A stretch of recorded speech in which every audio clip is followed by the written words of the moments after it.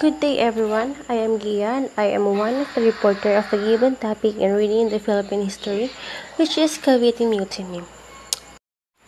The 1872 Cavite Mutiny was precipitated by the removal of long-standing personal benefits to the workers, exacting personal taxes from the Filipino laborers, and requiring them to perform forced labor like ordinary subjects.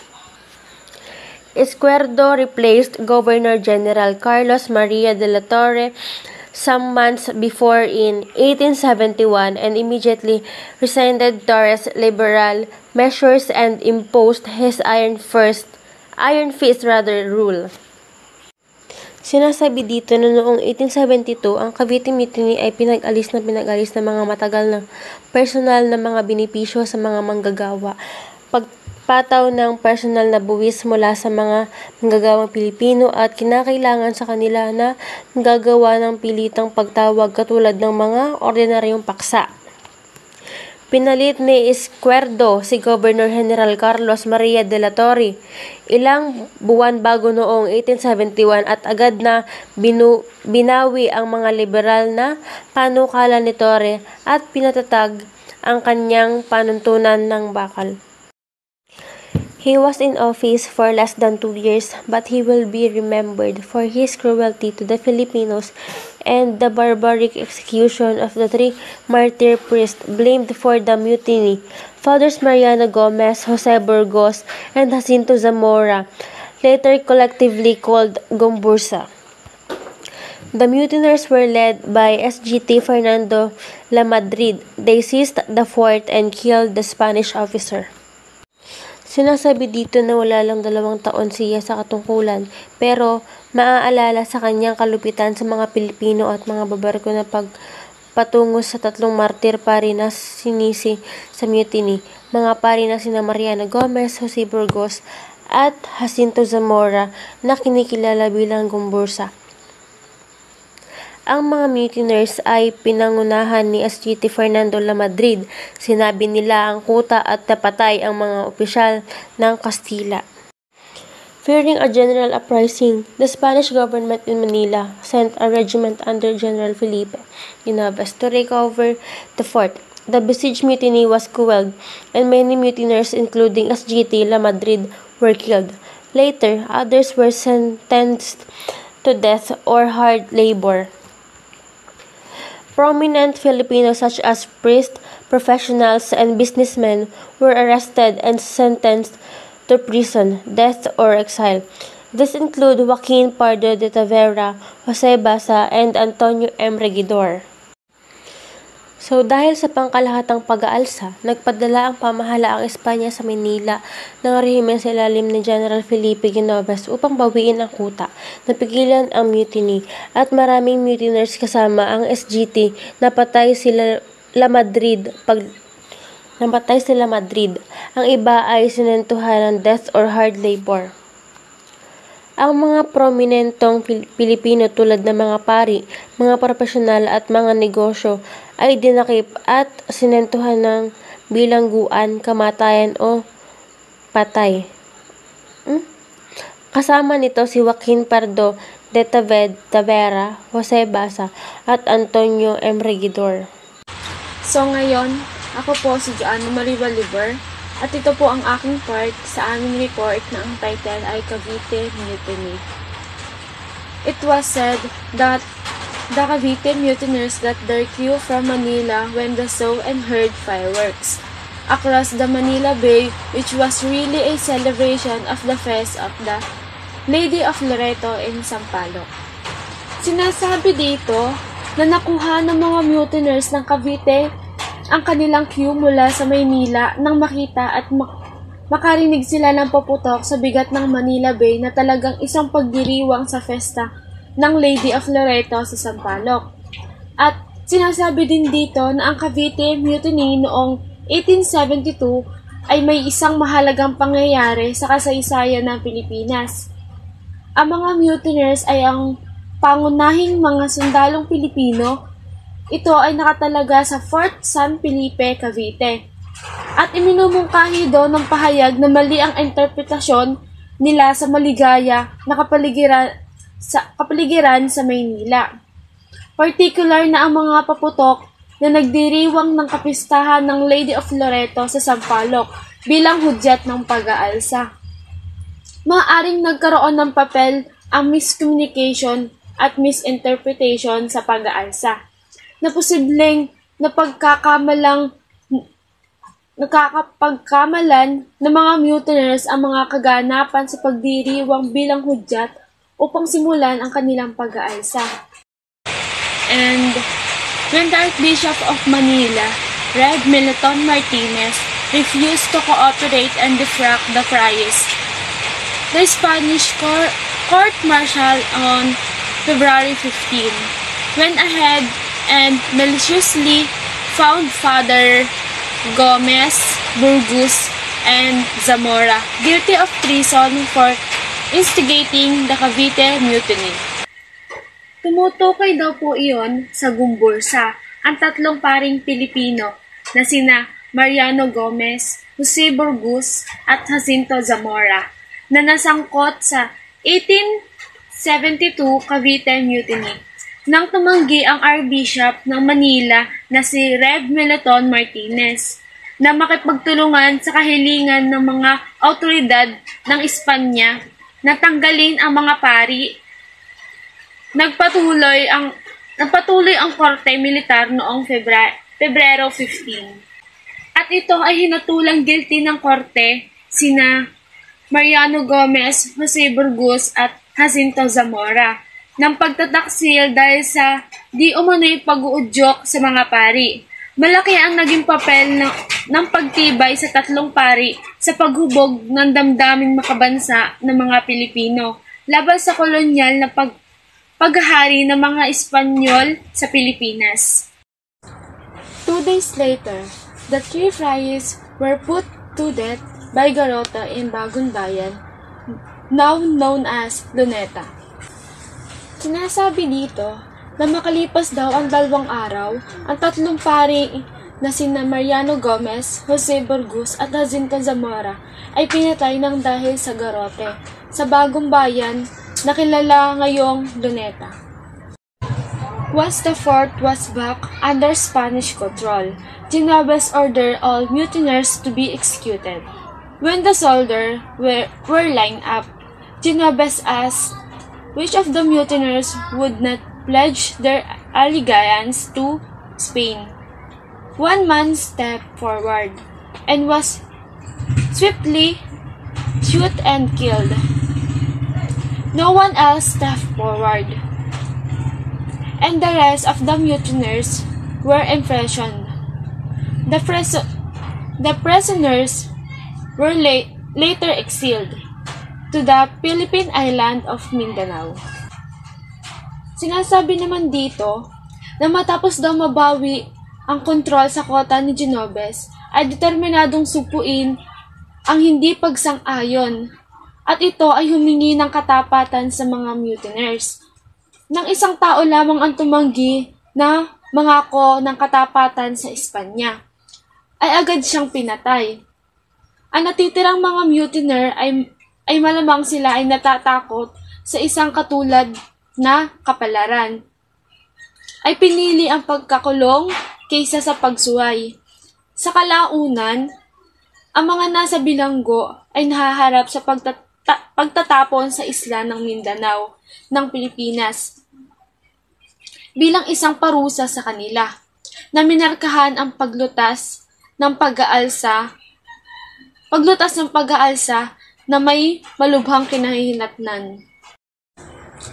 And the cold grey dawn of the 17th of February 1872, people started to gather on the grassy field of Bagong Bayan, now Rizal Park, south of Intramuros. At first, they were mostly Spanish soldiers, and their Guardia Civil in their fine uniforms, office holder, and letrados in suit, returned friars with their sacristans.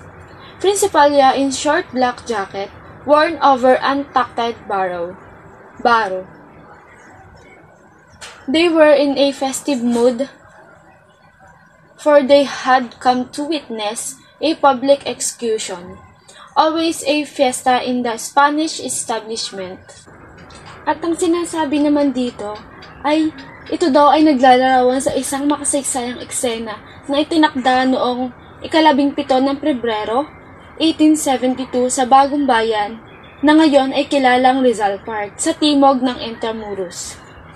At ang mga tao, kabilang ang mga sundalong Espanyol, Guardia Civil, mga may hawak ng katungkulan, intelektual, praile na elite, ay nagtipon para sa isang pampublikong pagpapatupad. Sila ay nagmumungkahi ng isang nakakatakot na kasiyahan na nakapalibot sa mga kaganapan noong panahon ng kolonyal sa Espanyol sa Pilipinas. Ako po si Jerlyn Abas at ito po ang aking part sa Cavite Mutiny. Gombursa. Ang gombursa daw po ay isang daglat o ibig sabihin po ay pinagsamasamang apelido para sa tatlong martir na paring Pilipino na sina Mariano Gomez, Jose Burgos at Jacinto Zamora. Sila po ang mga paring binitay sa pamamagitan ng garote. At makakilala po natin ang unang paring binitay na si Mariano Gomez. Father Mariano Gomez. The first to ascend the gallows was Father Gomez, white-haired and visible age. He was 72 and Indio of Chinese or Japanese descent, who had been a popular parish priest in Bacoor, Cavite. Perfectly erect and serene, he spoke briefly, "They will be done." Yun na nga po si Father Mariano Gomez, ang unang binitay na pari at siya po ang parish priest ng Bacoor, Cavite. At he perfectly spoke briefly, "They will be done."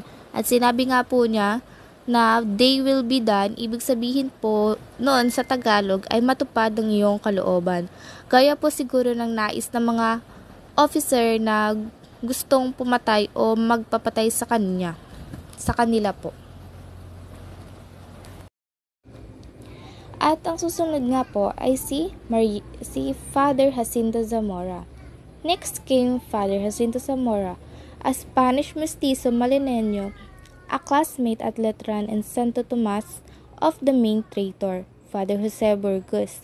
He stared vacantly into space and had to be led to the black chair. He was 36 and his arrest order had bore the name of Jose Maria Zamora. Jacinto Zamora was the Spanish priest of Pandacan. Father Jacinto Zamora ay isang Spanish mestizo Malineño at kaklase din ni Jose Burgos sa Letran at Santo Tomas. At sabi din po dito na naging traitor daw po itong si Jose Burgos. At sa edad na 36 ay inaresto si Zamora dahil sa dala ang pangalan na Jose Maria Zamora. Kahit alam na ng mga opisyales or officers na mali ang taong kanilang huhulihin ay inignora na lang nila iyon at dinakip ang paring si Father Jacinto Zamora. Burgos. Father Jose Burgos, a handsome crow, born in Vigan of Spanish parents, ascended last. He was the recognized leader of the secularization faction and had written vehement and eloquent manifestos. His being a full-blooded Spaniard made it plain that the fight was between the natives born on Philippine soil and the Peninsulares. Born on the Spanish Peninsula, Burgos has called his faction Hijos del Pias, the original concept, which decades later became Bonifacio's Anak ng Bayan. Gomez, parish priest in Bacoor, Cavite, was founder of the newspaper La Verdad, the Truth, in which he described the deplorable conditions of the country and printed the liberal articles of Burgos. Burgos was linked to many activities perceived as hostile towards the Spanish, since he was also one of the organizers of the Committee for Reformers, which campaigned for more liberal laws. The cleric section includes Gomez and Zamora, was headed by Burgos. So, itong si Father Jose Burgos daw ay isang handsome crow. Siya ay pinanganak sa bigan ng mag-asawang sina Florencia Garcia at Jose Devocio Burgos. noong ikasyam ng Pebrero taong 1877 at namatay si Padre Jose Burgos noong ika-17 ng Pebrero taong 1872 sa Manila. At batay sa aking nakalap sa internet, ang buong pangalan daw niya po ay Jose Apolonio Burgos Y. Garcia. Siya ang kilala na pinuno ng secularization faction at nagsulat ng vehement and eloquent manifestos. Ang kanyang pagiging purong Espanyol ang nagpapaliwanag na ang away ay sa pagitan ng mga katutubo. Tinawag ni Burgos ang kanyang paksang Hijos del Pais. Ang orihinal na konsepto ng paglaon ng dekada ay naging anak ng bayan ni Bonifacio. Si Jose Apolonio Burgos po o mas kilala na tawag na Father Jose Burgos ay inakusahan ng pag-alsa ng mga kolonyal na otoridad ng Espanya sa Pilipinas na ika-19 na siglo. Si Mariano Gomez, siya ay isang paris-paris sa Bacoor, Cavite. Siya ay nagtatag ng Diario na La Verdad na ang ibig sabihin ay ang katotohanan, kung saan nilalarawan niya ang kalunos-lunos na kalagayan ng bansa at naglimbag ng mga liberal na artikulo ng Burgos. Ang Burgos ay nakaugnay sa maraming gawain na tinutukoy bilang isang hostile sa mga Espanyol dahil isa rin siya sa mga organizer ng mga komite at Committee of Reformers na nagkampanya para sa mas liberal na batas. Ang cleric section kasama si Gomez at Zamora ay pinuntahan ni Burgos. Tavera believed that the Spanish friars and Izquierdo used the Cavite Mutiny as a powerful lever by magnifying it as a full-blown conspiracy involving not only the native army but also included residents of Cavite and Manila, and more importantly, the native clergy, to overthrow the Spanish government in the Philippines. The central government in Madrid announced its intention to deprive the friars of all the powers of intervention in matters of civil government and the direction and management of educational institutions. This turnout of events was believed by Tavera prompted the friars to do something drastic in their desire to maintain power in the Philippines. Sinasabi dito na naniwala si Tavera na ginamit ng mga praileng Espanyol at Izquierdo ang Cavite Mutiny bilang isang makapangyarihang pingga sa pamamagitan ng pagpapalaki nito bilang isang ganap na pagsasabuatan na kinasasangkutan hindi lamang ng katutubong hukbo kundi kasama rin ang mga residente ng Cavite at Maynila, at higit na mahalaga ang katutubong kaparian upang ibagsak ang pamahalaang Espanyol sa Pilipinas. Ang pamahalaang sentral sa Madrid ay nagpahayag ng layunin nitong alisin sa mga praile ang lahat ng kapangyarihan ng interbensyon sa mga usapin ng pamahalaang sibil at ang direksyon at pamamahala ng mga institusyong pang-edukasyon. Ang pagpasok sa mga pangyayaring ito ay paniniwala ni Tavera. Nag-udyok sa mga praile na gumawa ng isang bagay na marahas sa kanilang katakot-takot na pananatili na ang kapangyarihan sa Pilipinas.